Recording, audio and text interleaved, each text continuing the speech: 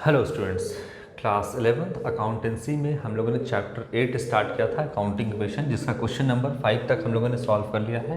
आज हम स्टार्ट करेंगे क्वेश्चन नंबर 6 से। चलिए देखते हैं क्या कहता है। The format of an account.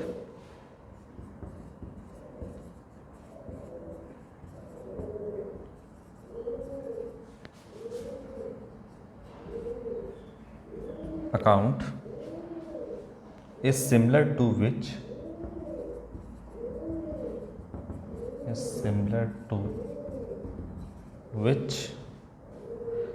English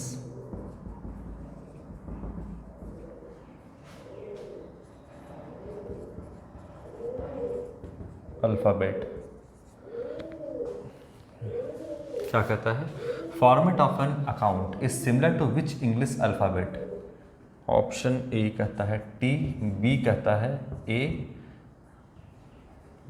B कहता है ए, सी भी लिख दिया है ए, मान लेते हैं कोई भी, ए नहीं, डब्लू, डी कहता है नन ऑफ दिस।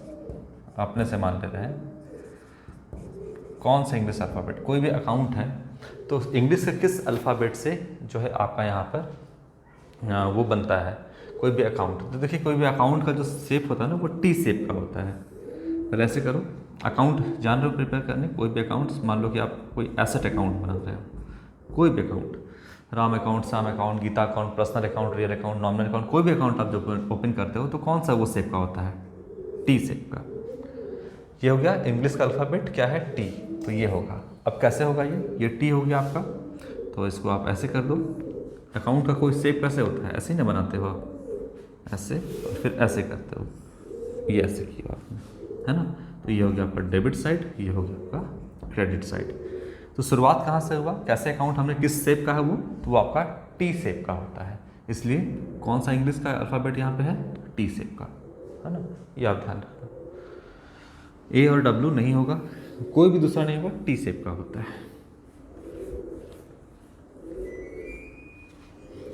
6 के बाद 7 number. Accounting equation is related या relation to, accounting equation is related to, यहाँ पर लिखा है accounting equation related, relation to लिख दिया है, रिलेटेड टू लिखिएगा। किससे रिलेट करता है? A, only asset, accounting equation assets is equal to capital plus liabilities या लायबिलिटीज प्लस कैपिटल, कुछ भी आप लिख सकते हो। ये होता है आपका। तो only asset, accounting equation relate करता है किससे? सिर्फ एसेट से नहीं। बी कहता है आपका ओनली लायबिलिटीज,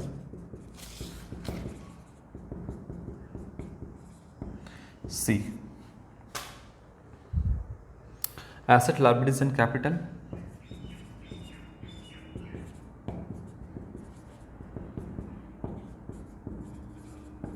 एंड कैपिटल, और डी कहता है आपका none of this.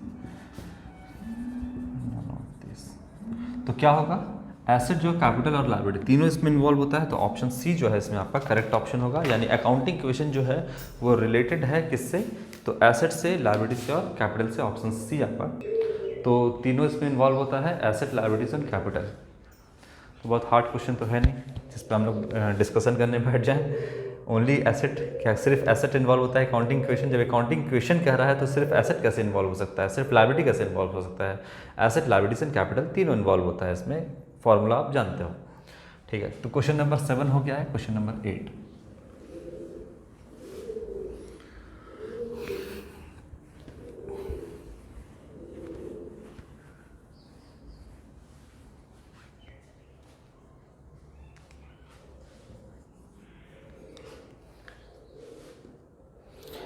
Accounting question chapter पढ़ दियो तो आपको कुछ कुछ ही क्वेश्चन में प्रॉब्लम होगा, बाकी सारा क्वेश्चन आपसे बन जाएगा।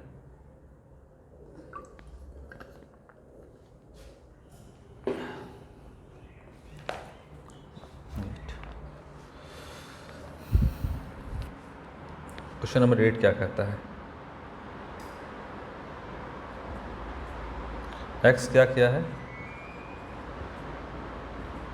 एक्स कमेंस्ड यानी स्टार्ट किया है बिजनेस। कब स्टार्ट किया है? On 1 April 2018 with a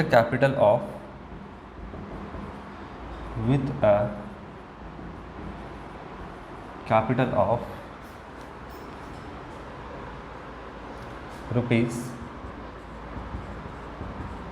6 lakh, 6 lakh से कैपिटल स्टार्ट किया है।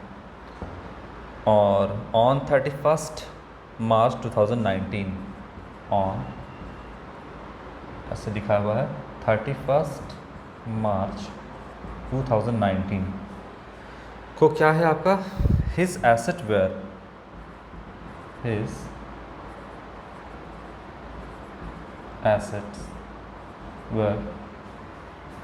Rupees 8 lakh and liabilities rupees 50,000.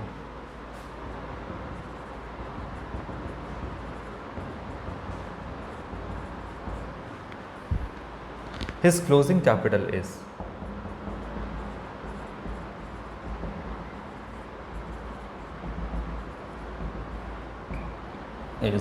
closing capital क्या होगा?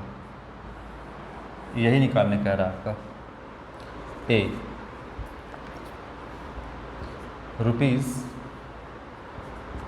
7,50,000, B rupees 2 lakh, C rupees 5,50,000 और डी कहता है आपका रुपीज़ 8,50,000। क्या होगा? चलिए देखते हैं। ओपनिंग कैपिटल, एसेट और लायबिलिटी, एसेट जो है कैपिटल प्लस लायबिलिटी के बराबर होता है, या इसको आप ऐसे भी ले सकते हैं, asset is equal to liabilities plus capital, एक ही बात है। तो कहता है कि शुरुआत जो किया था बिजनेस में, जो पैसा लगा था 1 अप्रैल 2018 को, तो आपका कौन सा ये फाइनेंशियल ईयर हो गया? 2018-19 ये फाइनेंशियल ईयर हो गया।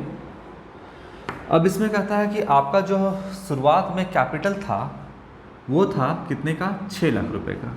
शुरुआत में कैपिटल कितने का था? 6 लाख का था। तो कैपिटल जो बिजनेस में इन्वेस्ट किया गया वो 6 लाख का था शुरुआत में, जो कि आपका साल के अंत में पूछता है कि ये तो साल के शुरुआत में है, 1 अप्रैल है ना, ये कौन सा डेट को है? 1 अप्रैल 2018 को ये कैपिटल था आपका 6 लाख का। तो अगर लायबिलिटी मानते हैं कि कोई भी आउटसाइड लायबिलिटी नहीं था, तो एसेट कितने का होगा उस समय? 6 लाख का। अगर मान लेते हैं हम अपने मन से कि उस समय जब कैपिटल इन्वेस्ट किया गया होगा ऑनर के द्वारा 1 अप्रैल को 6 लाख रुपए का से बिजनेस स्टार्ट किया, तो मान लेते हैं कि कोई आउटसाइड लायबिलिटी नहीं था, तो एसेट कितने का होगा? 6 लाख का। अब क्या हुआ कि साल भर जो है बिजनेस चला, साल भर बिजनेस चला और साल का अंत जो है, शुरुआत हुआ था 1 अप्रैल से, साल के अंत में कहता है कि क्या हुआ? तो बोलता है कि क्लोजिंग कैपिटल, यानी साल के अंत में जो कैपिटल है वो क्या होगा, जिसमें कहता है कि हिज एसेट कब? 31 मार्च 2019 यानी साल के अंत में जो एसेट है वो कितने का है? 8 लाख का। यानी कि जो भी इसमें एसेट बढ़ा घटा होगा, साल के अंत में हो गया एसेट 8 लाख का, ठीक है, जो कि बराबर होता है, ये साल के अंत में है, तो इस एसेट को क्या बोलेंगे? इस एसेट को हम बोलेंगे क्लोजिंग एसेट। क्लोजिंग जो साल के शुरुआत में होता है उसे ओपनिंग बोलते हैं, जो साल के अंत में होता है उसे हम क्लोजिंग बोलते हैं। तो ये साल के अंत में जो एसेट यहाँ पर बच रहा है, या साल के शुरुआत में है तो इसको आप ओपनिंग बोल सकते हैं, साल के अंत में है तो ये क्या हो गया? Closing asset. तो यहाँ पर लिख देते हैं हम शॉर्टकट में क्लोजिंग एसेट। चलो नीचे हम लिख देते हैं यहाँ पे, ये हो गया आपका क्लोजिंग एसेट 8 लाख का। इसके बाद साल के अंत में 31 March his capital asset were 8 lakh and liabilities जो है वो 50,000 का है। तो इज इक्वल टू यहाँ पर भी लाइबिलिटी कितने का है, तो लाइबिलिटी हो गया आपका आउटसाइड लाइबिलिटी बोलता है कि 50,000 का आउटसाइड लाइबिलिटी है, साल के अंत में है, तो इसे आप बोल सकते हैं क्या, क्लोजिंग लाइबिलिटीज। ठीक है, तो फिर प्लस करते हैं इसमें, आगे क्या होगा, तो हम बोलेंगे कि भाई तो बताइए क्लोजिंग कैपिटल क्या है, क्लोजिंग कैपिटल क्या है, यही बोलेंगे ना। फिर बताइए कि क्लोजिंग कैपिटल क्या है। तो आपको यहाँ पर पता है कि एसेट जो है आपका, वो क्लोजिंग एसेट जो है वो 8 लाख का है, क्लोजिंग लाइबिलिटीज़ जो है आपका वो आपका 50,000 का है। तो बताइए कि क्लोजिंग कैपिटल क्या होगा, क्वेश्चन मार्क, यही है, तो निकाल लीजिए, लिखिए यहाँ पर closing capital is equal to क्या लिखिएगा, क्लोजिंग एसेट्स, कैपिटल छोड़ दिएगा, लाइबिलिटी अगर इक्वेशन की इस साइड लाइएगा तो क्या हो जाएगा, क्लोजिंग एसेट, क्लोजिंग एसेट्स से क्या माइनस कर देंगे, क्लोजिंग लाइबिलिटी, क्लोजिंग लाइबिलिटीज। तो क्लोजिंग कैपिटल निकल जाएगा मेरा, क्लोजिंग एसेट कितना है, क्लोजिंग एसेट 8 लाख और क्लोजिंग लाइबिलिटीज कितना है 50,000। तो बताइए क्लोजिंग कैपिटल कितना हो जाएगा, 7,50,000, यही होगा ना।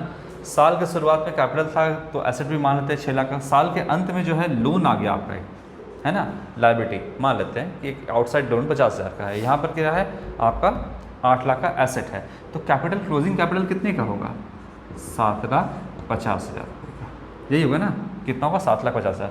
तो 7,50,000 यहाँ पर ऑनर का हो गया पैसा, है ना, बढ़ करके कितना हो गया 7,50,000 और आउटसाइड एक लाइबिलिटी भी हो गया, तो टोटल एसेट कितने का हो जाएगा, क्लोजिंग एसेट 8 लाख रुपए का, यही तो होगा आपका। ठीक है, तो ये क्वेश्चन नंबर 8 था आपका जो हम लोगों ने सॉल्व किया।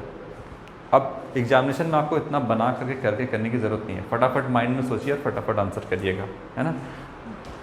डिटेल में हम आपको अभी बता दे रहे हैं, एग्जामिनेशन में फटाफट आपको यहाँ पे कैलकुलेट करना है कि क्लोजिंग देखना है, एग्जाम में क्या देखना है, क्लोजिंग एसेट देखना है, क्लोजिंग लाइबिलिटी देखना है, तो वही क्लोजिंग आपका कैपिटल होगा। तो फटाक से closing capital is equal to closing asset minus closing liability कर दीजिएगा, तो वही आपका क्लोजिंग कैपिटल निकल जाएगा। क्वेश्चन नंबर 9, इसको हटा देते हैं।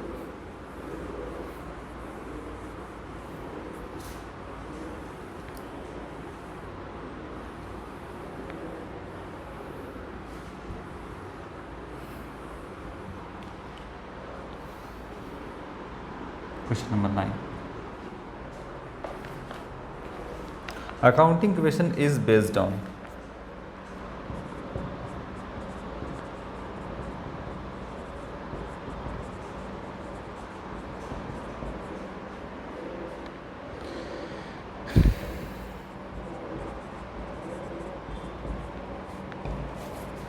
A.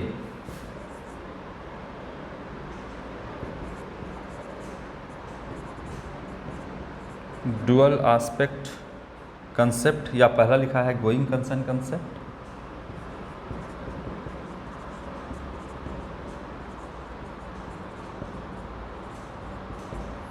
B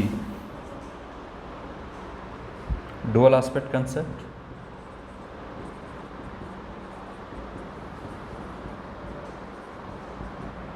C money measurement concept,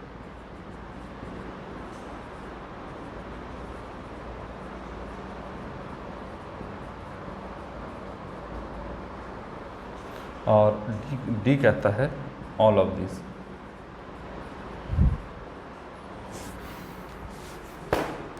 देखिए यहाँ पर अकाउंटिंग क्वेश्चन किस पे बेस्ड होता है, हर ट्रांजैक्शन के दो पहलू होते हैं, एक डेबिट और क्रेडिट। तो अकाउंटिंग क्वेश्चन पे इसी पे बेस्ड होता है, हर ट्रांजैक्शन के दो पहलू होते हैं। अगर आप सामान मार्केट में खरीदने जाते हो, मान लो कि आप कार ही खरीदने गए, तो कार आप खरीदने जाते हो तो क्या है, एक आपने कार खरीदा, कार लिया, ये एक पहलू, और आपने पैसा दिया, ये दूसरा पहलू। तो हर ट्रांजैक्शन के दो पहलू होते हैं, एक डेबिट और एक क्रेडिट, जो कि बाद में पढ़ेंगे। अभी क्या बोलेंगे, एक प्लस और एक माइनस। तो मान लो आपने एक कार परचेज़ किया, तो आप क्या करोगे, तो एक बार आप कार परचेज़ करोगे तो दोनों एसेट है आपका, कैश इन्वॉल्व है कार परचेज़ करने में, तो कैश और कार, मोटर कार, यहाँ पे कार भी आपका एसेट है।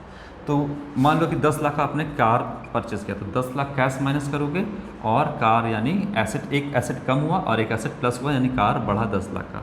तो ये आपका अकाउंटिंग इक्वेशन किस पे बेस्ड है, डुअल एस्पेक्ट कंसेप्ट। हर ट्रांजेक्शन के दो पहलू है, एक यहाँ पे प्लस हुआ, एक और का माइनस हुआ। यही अगर आप बात करें कि कार परचेस करोगे, अगर इसको डेबिट क्रेडिट के फॉर्म में करिएगा, तो आप लिखिएगा यहाँ पर motor car account debit to cash चला गया, cash account credit 10 lakh, 10 lakh, ये होगा आपका। तो एक डेबिट और एक क्रेडिट, यहाँ पर एक प्लस और एक माइनस। अभी डेबिट क्रेडिट के फॉर्म में बाद में सीखेंगे, अभी प्लस माइनस के फॉर्म में। तो हर ट्रांजैक्शन के दो पहलू होते हैं, जिसे हम क्या बोलते हैं, डुअल एस्पेक्ट कंसेप्ट। डुअल का मतलब दो, एस्पेक्ट का मतलब पहलू, और ये जो कंसेप्ट है यहाँ पर वो डुअल एस्पेक्ट कंसेप्ट है, जो कि हर ट्रांजैक्शन के दो पहलू को बताता है, दोनों पहलू को यहाँ पर रिकॉर्ड करता है, एक प्लस और एक माइनस, एक डेबिट और एक क्रेडिट। तो डुअल, जो आपका अकाउंटिंग इक्वेशन भी है वो डुअल एस्पेक्ट कंसेप्ट पे बेस्ड होता है। ठीक है। गोइंग कंसर्न कंसेप्ट क्या कहता है कि बिजनेस आपका कंटिन्यू चलते रहेगा, ये मानते हुए आपको बिजनेस को स्टार्ट करना है। और गोइंग कंसर्न कंसेप्ट के हिसाब से ही आप बिजनेस में फिक्स्ड एसेट परचेस करते हो, लॉन्ग टाइम कॉन्ट्रैक्ट करते हो। तो गोइंग कंसर्न कंसेप्ट अपना इंपॉर्टेंट है, लेकिन अकाउंटिंग इक्वेशन जो है गोइंग कंसर्न कंसेप्ट पे बेस्ड नहीं है, डुअल एस्पेक्ट कंसेप्ट पे बेस्ड है। मनी मेजरमेंट कंसेप्ट भी होता है कि कोई भी ट्रांजैक्शन जो है उसका मनी में होना चाहिए। ठीक है, मनी में होना चाहिए, बात सही है, लेकिन जितना भी हम यहाँ पर अकाउंटिंग करेंगे सब कुछ तो मनी में ही होना चाहिए। बिना मनी के तो हम उसे रिकॉर्ड ही नहीं करेंगे। अगर रिकॉर्ड कर रहे हैं तो इसका मतलब है कि हम उसे अब करेंगे डुअल एस्पेक्ट कंसेप्ट पे, जो कि डेबिट और क्रेडिट के फॉर्म में होगा। मनी में तो होना चाहिए ना, तो फिर सब कुछ बर्बाद हो जाएगा। अगर कोई भी ट्रांजेक्शन मनी में नहीं हो तो हम कुछ रिकॉर्ड ही नहीं करेंगे, तो फिर अकाउंटिंग कर ही क्यों रहे हैं। तो बात यहाँ पर है मनी मेजरमेंट कंसेप्ट की नहीं, बात है कि डुअल एस्पेक्ट अकाउंटिंग इक्वेशन किस पे बेस्ड, तो आपका डुअल एस्पेक्ट कंसेप्ट। क्या अकाउंटिंग जो आपका इक्वेशन है उसमें मनी मेजरमेंट कंसेप्ट भी काम करता है? करता है, कैसे नहीं करेगा। अगर कोई भी ट्रांजैक्शन अगर मनी में ना हो तो हम उसे कैसे रिकॉर्ड करेंगे अकाउंटिंग में। तो मनी मेजरमेंट कंसेप्ट तो काम कर ही रहा है, लेकिन बेस्ड किस पे है, किसके आधार पे हम जो है यहाँ पर प्लस माइनस कर रहे हैं, या जो डेबिट क्रेडिट करेंगे वो किसके आधार पर, डुअल एस्पेक्ट कंसेप्ट। क्योंकि हर ट्रांजैक्शन के दो पहलू होते हैं, दोनों पहलू को रिकॉर्ड करना जरूरी है, एक प्लस को भी, एक माइनस को भी, एक डेबिट को भी और एक क्रेडिट को भी। क्वेश्चन नंबर 9 के बाद क्वेश्चन नंबर 10।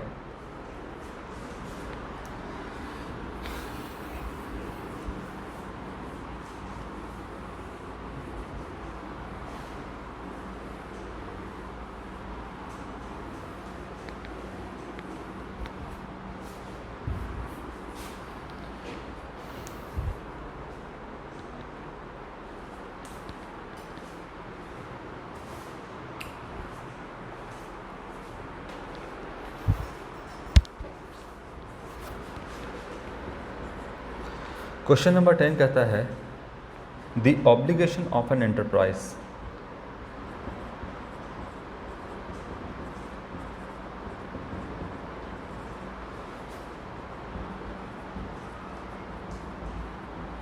है ना, of an enterprise other than honours fund. यहाँ लिखते हैं इसको, एक लाइन में समझाएंगे। Enterprise other than owners fund are known as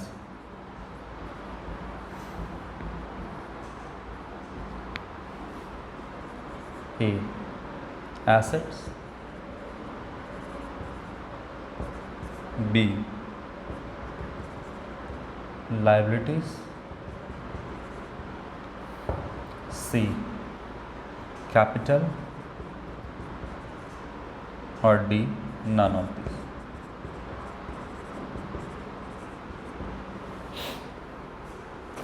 तो ये होगा आपका लायबिलिटी। कैसे समझते हैं हम, देखिए अभी मैंने आपको बताया कि ज़मीन आप बिज़नेस स्टार्ट करोगे तो लैंड होना चाहिए जो कि एसेट है, बिल्डिंग होना चाहिए जो कि एसेट है, इसमें आपका प्लांट एंड मशीनरी होना चाहिए जो कि आपका एसेट है, इसमें आपका फर्नीचर होना चाहिए जो कि एसेट है, जो कि आपका मोटर व्हीकल है ये भी आपका सब कुछ एसेट है। और ये एसेट जो है मान लेते हैं कि 10 लाख रुपये का है, ये एसेट मान लेते हैं कितने का है, 10 लाख रुपये का है ना, एसेट है 10 लाख रुपये का। ये एसेट 10 लाख रुपये का है, तो ऐसे लिखो ना सीधा यहाँ पर, एसेट कितने का है टोटल, ये सारा एसेट 10 लाख रुपए का है।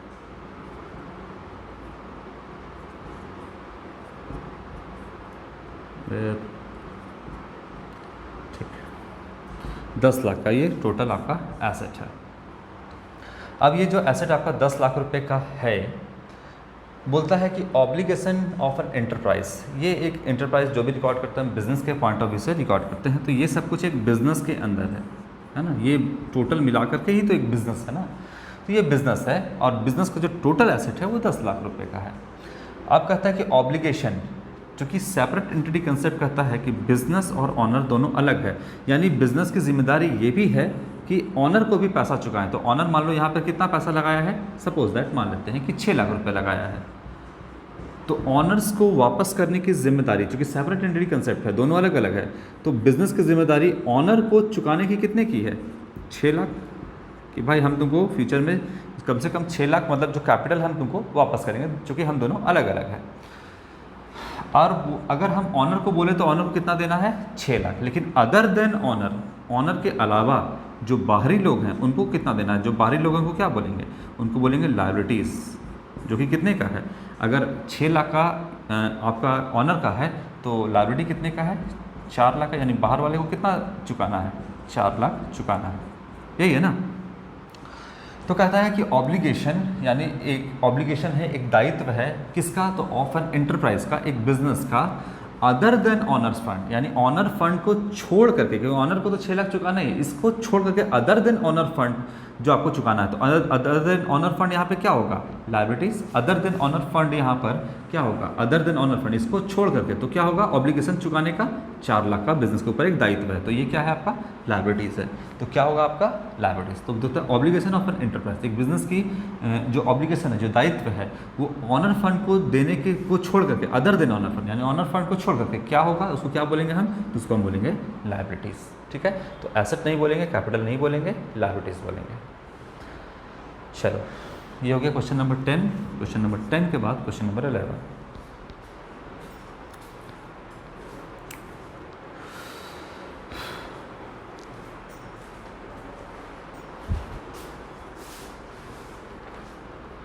Question number 11,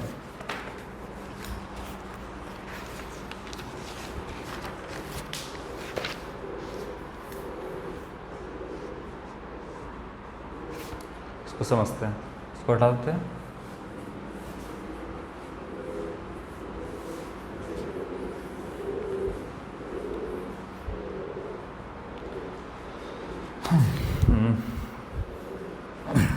What is the effect? What is the effect on liabilities?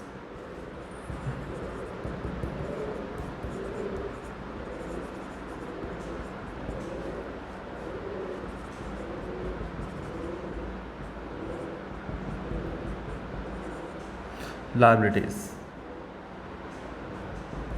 If a bill for rupees 10,000 is accepted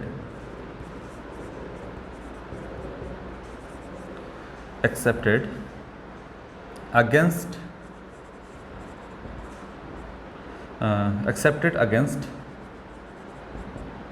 a loan of rupees 20,000 received,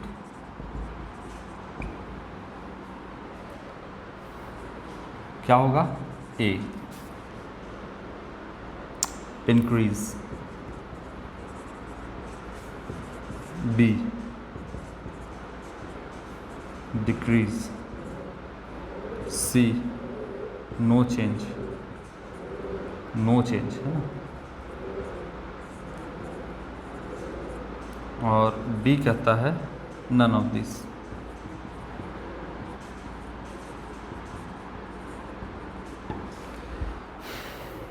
चलिए समझते हैं। What is the effect on liabilities if a bill 10,000 is accepted against loan. Loan कितने का है पहले बताइए। तो loan जो है यहाँ पर आप देखिए 20,000 का लोन है, ठीक है। मान लो बिजनेस ने एक लोन लिया है, लोन कितने का है, 20,000 का लोन है, और ये एक बंदा है, इससे लोन लिया गया है, ठीक है। तो नियर फ्यूचर में बिजनेस को जो है लोन चुकाना पड़ेगा। तो कहता है कि इस बंदे ने कितने का लोन दिया है, कहाँ लिखते हैं, यहाँ लिखते हैं 20,000 का लोन बिजनेस को दिया, जिसमें से बिजनेस जो है 10,000 का एक बिल एक्सेप्ट कर लिया है। एक लीगल पेपर होता है ना, जो कि बिजनेस ने यहाँ पे एक्सेप्ट कर लिया है एक बिल, कितने का, 10,000 का। अब लीगल पेपर होता है एक बिल, जिसे हम बिल्स ऑफ एक्सचेंज भी कहते हैं। मतलब ये एक्सेप्ट कर लिया है कि हाँ हमने लोन 10,000 का लिया है। और लोन एक्चुअली में लिया कितने का, सो बताइए, 20,000 रुपये का लोन लिया गया है, जिसमें से वो एक लीगल पेपर पर साइन करता है कि इस बात का प्रूफ है कि 10,000 तो लिया ही है हमने लोन, और बाकी का जो 10,000 बचा, 10,000 का एक्सेप्ट किया, और 10,000 इसमें से क्या किया, एक बिल ले लिया, बिल एक्सेप्ट कर लिया किसने, बिजनेस ने, कितने का, 10,000 का, ठीक है। तो बताइए तो कि लोन कितने का है। एक बिल एक्सेप्ट कर लिया, पेपर में लिख करके साइन कर दिया, मान लीजिए एकदम मुहर वुहर लगा करके कि हाँ हमने 10,000 का लोन लिया है, बट लोन लिया कितने का है, 10,000 का तो बिल एक्सेप्ट किया है, और 10,000 का बिल एक्सेप्ट किया, तो क्या ये लोन का पैसा चुकाना पड़ेगा और इसका नहीं चुकाना पड़ेगा, दोनों चुकाना पड़ेगा। आप एक्सेप्ट किए हैं कि 10,000 हमने एक बिल, चलो आपने ले लिया है, एक्सेप्ट कर लिया कि हाँ हम इस डेट को इतना पैसा 10,000 चुका देंगे, लेकिन जो एक्सेप्ट नहीं किया है आपने, क्या वो भी आपके ऊपर एक ऑब्लिगेशन, एक बर्डन क्रिएट नहीं कर रहा है, कर रहा है। आप चाहे उसका पेपर तैयार कर लो, पेपर वर्क जो भी कर लो, आप देना बिजनेस को कितना है, इस बंदे को 20,000 देना है, चाहे बिल से दे दो, बिल एक्सेप्ट कर लो, चाहे जो कर लो, ऑब्लिगेशन कितने का है, 20,000 रुपये का है। तो बोलता है what is the effect on liabilities if the bill जो है इज एक्सेप्टेड अगेंस्ट आपका लोन, एक लोन के अगेंस्ट बिल को एक्सेप्ट कर लिया गया है। तो asset is equal to capital plus liabilities. Liabilities में क्या है, 20,000 रुपये का बिजनेस ने लोन लिया है, जिसमें से कहता है, इसमें से कहता है आपका 10,000 का बिल एक्सेप्ट कर लिया है, तो क्या लोन कितने का घट जाएगा, लोन क्या, लोन जो एक्सेप्ट नहीं किया वो कितने का है, 10,000 का। तो लोन आपका है कितने का, लोन तो आपका यहाँ पर 20,000 का ही है, चाहे आप एक्सेप्ट किए हो चाहे जो किए हो, उससे कोई मतलब नहीं है, लायबिलिटी तो 20,000 का ही है। तो बोलता है कि accept against a loan, bill को एक्सेप्ट कर लिया है 10,000 का लोन के अगेंस्ट में, तो क्या इफेक्ट पड़ेगा, क्या लायबिलिटी इससे इंक्रीज हो जाएगा, लायबिलिटी कहाँ, लायबिलिटी तो 20,000 का है, 20,000 रहेगा, 10,000 का बिल एक्सेप्ट कर लिया तो 10,000 से लायबिलिटी बढ़ थोड़ी जाएगा, लायबिलिटी तो आपको 20,000 ही चुकाना, तो 20,000 ही रहेगा, तो कोई लायबिलिटी आपका बढ़ेगा नहीं। क्या लायबिलिटी आपका डिक्रीज हो जाएगा बिल के एक्सेप्ट करने से, कोई डिक्रीज नहीं होगा, 20,000 ही रुपये आपको चुकाना है इस बंदे को, चाहे बिल एक्सेप्ट कर लो चाहे जो कर लो। तो क्या डिक्रीज करेगा, क्या नो चेंज, बिल्कुल नो चेंज, या नो चेंज मतलब 20,000 ही आपको चुकाना है, ना लायबिलिटी बढ़ेगा ना लायबिलिटी घटेगा, लायबिलिटी कांस्टेंट रहेगा 20,000 रुपये। तो इस पर अकाउंटिंग इक्वेशन पे कोई भी चेंज बिल के एक्सेप्ट करने से नहीं होगा। बिल एक्सेप्ट कर लेगा तो क्या लायबिलिटी बढ़ जाएगा, नहीं घट जाएगा, नहीं लायबिलिटी तो वही रहेगा। तो अकाउंटिंग इक्वेशन पर कोई भी इफेक्ट इसका नहीं पड़ेगा, नो चेंज, लायबिलिटी अभी भी 20,000 ही रहेगा। तो ऑप्शन सी जो है आपका वो करेक्ट ऑप्शन होगा। बोलिए कोई दिक्कत इसमें, बिल का एक्सेप्ट कर लेना या कुछ और भी कहते हैं, ऑब्लिगेशन तो 20,000 का ही है, चाहे बिल एक्सेप्ट कर लो चाहे जो कर लो, है ना। आपने अपने दोस्त से 500 रुपये लिया, जिसमें से आपने अपने फ्रेंड से, मान लो कि ये आप है और ये आपका फ्रेंड है, इससे आपने 500 रुपये ये आपको लोन दिया, आप लोग अभी बच्चे हो, 500 रुपया लोन जो है ये लिया, अब इसको वापस करना है नियर फ्यूचर में कितना, लोन लिया, इसने लोन दिया, आप लोन लिए, यहाँ लिख देते हैं 500।